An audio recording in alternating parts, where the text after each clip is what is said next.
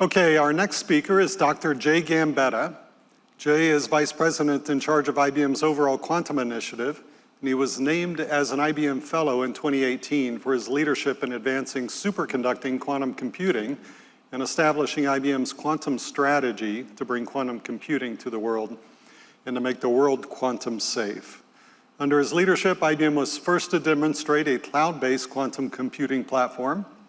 And this is a platform that's grown to become the predominant quantum service utilized by over 600,000 users to run over 3 trillion quantum circuits.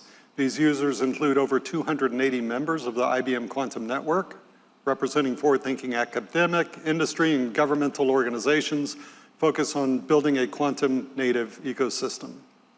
IBM Quantum continues to expand in the market by providing quantum as a service, utilizing the IBM Quantum System 1 and 2, and to date has deployed over 70 quantum computers online, building the foundations of the quantum industry.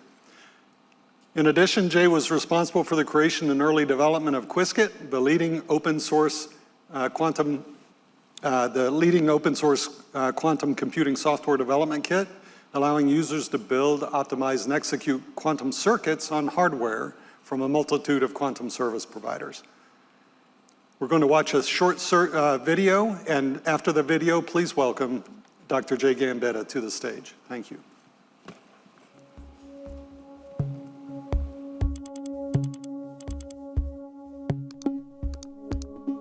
Qiskit was the first fully accessible, open source, Python-based quantum SDK.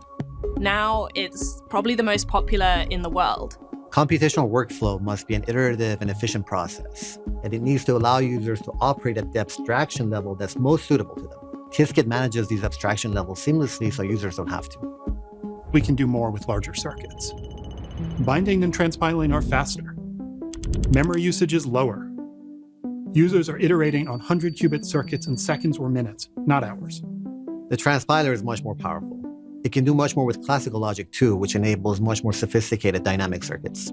The V2 primitives make it easy to run computational tasks with built-in error mitigation. The updated transpiler streamlines the process of optimizing circuits. We've got the biggest ecosystem, the most developer resources.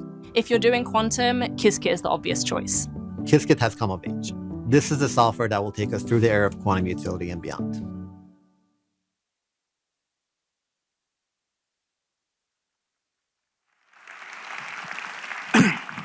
Thank you for being here. I'm going to go through a lot today, but I'm going to start with our roadmap, if I work out how to do it.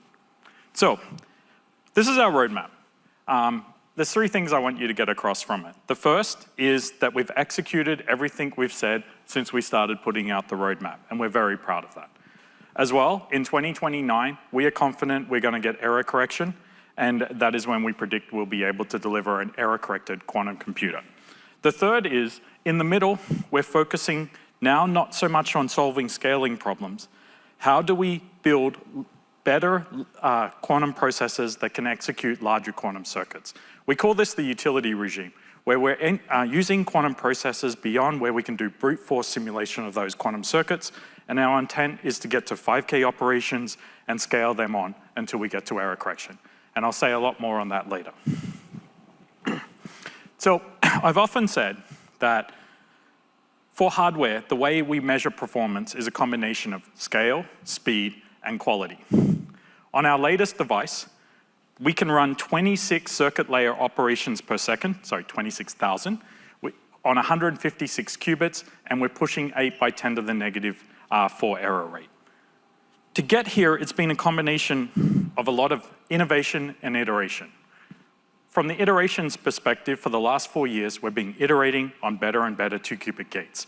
And you see here the progress of the 2-qubit gate fidelity, the median, across our devices, all the way from the original ones we put onto the cloud to our latest Heron devices, which we're putting on at the moment, and they get to the 8 by 10 to the negative 4 error rate. From the innovation side, our latest Heron has a 47 times improvement in the coherence of the largest the T1 of the device. And this is due to innovating new techniques to get rid of things like TLSs and such. For iterating on full device performance, we've had to focus on reducing crosstalk. A metric we often use is, we call it error per layer gate at 100 qubits, but you can think of it as, what's my effective fidelity for a 100 qubit circuit? And we find that we've got a 16 times improvement when I compare to some of our Eagle devices to our Heron, and we're getting very close towards that best fidelity that we can get, which is the ultimate limit until we prove coherence. So this is another example of innovation. The third is, we're working very hard to take superconducting qubits to increase the connectivity. And I think this is a huge result. We can now couple up to 6 qubits to the same qubit, do all the 2 qubit gates in parallel, have the same fidelity and almost no crosstalk. And because of this, this is why we predict very confidently we can get to error correction in the 2029, as I talked about, using these high efficiency parity check codes. But today, I'm here to talk about software.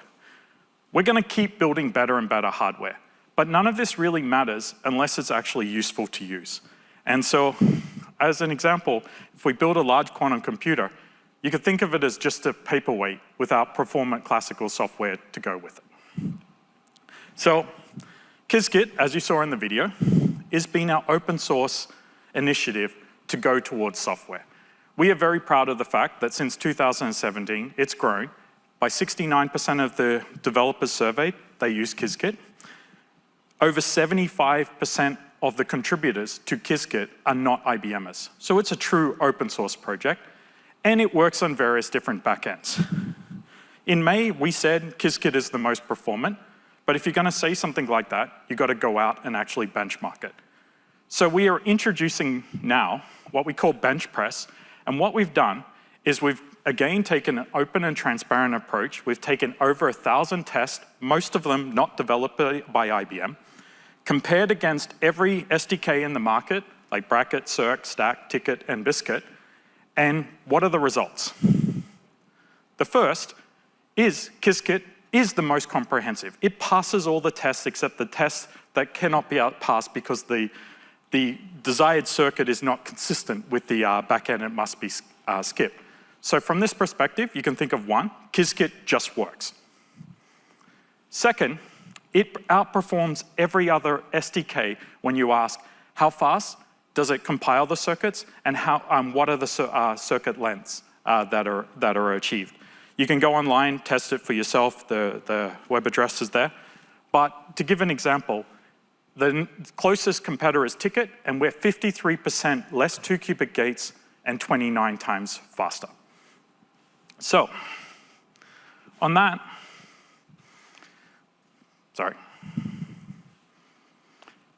it has allowed us to get to the point where lots of this utility scale research gets done. I'm not going to go into this, but just to show how many papers are emerging at this large circuit scale in just since last year. To me, I think this is amazing. But what I wanted to now go to is 2 extra announcements that I want to make. The first is what we're calling Qiskit add-ons. If we're going to make algorithms easier to run, or we're going to enable a different set of users, we've got to bring the same performance of Qiskit to the user.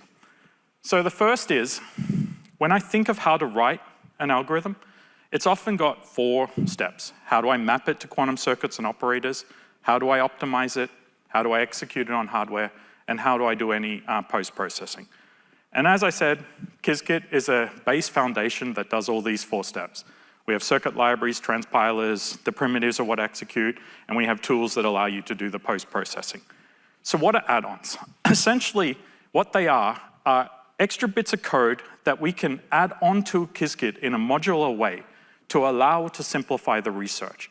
So for example, with our partners at Basque, we've come up with a way of getting more accurate trotterization, and we've developed that into a simple add-on that can be used to extend Qiskit.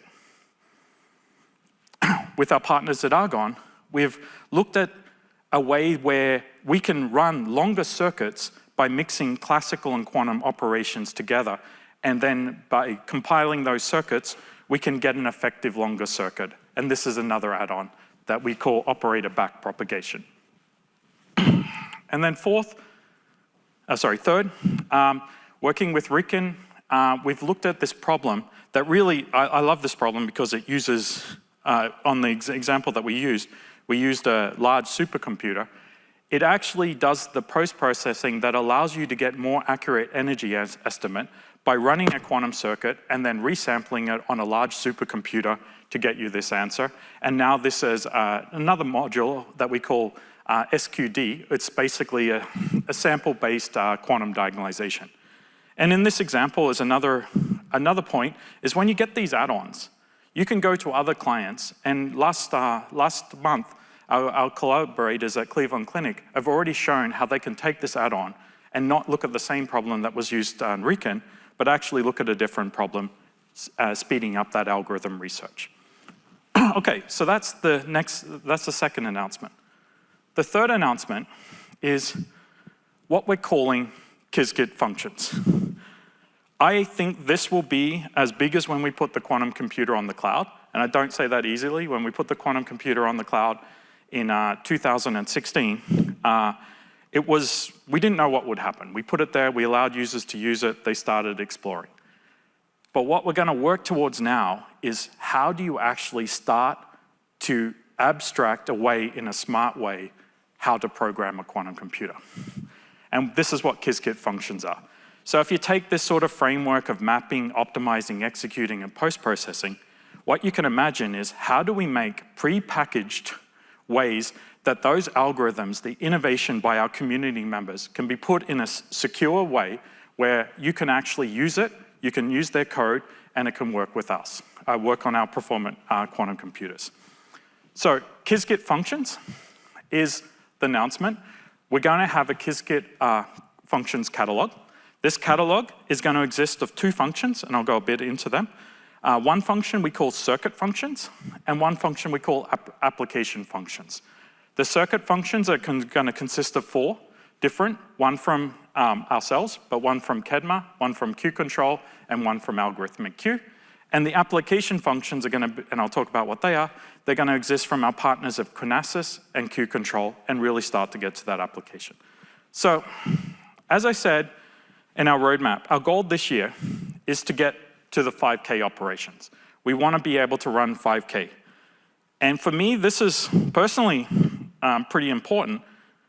The way we're going to tick off our major goal in our roadmap this year is not just by the hardware and innovation we're doing internally, it's by partnering with our partners. So going towards this goal of 5K, and we've got Q-Control, where they're using their error suppression techniques that don't need sampling. They do things like dynamical decoupling, smart AI pulses, and things like this. They're already running 33 qubits at 7,000 gates.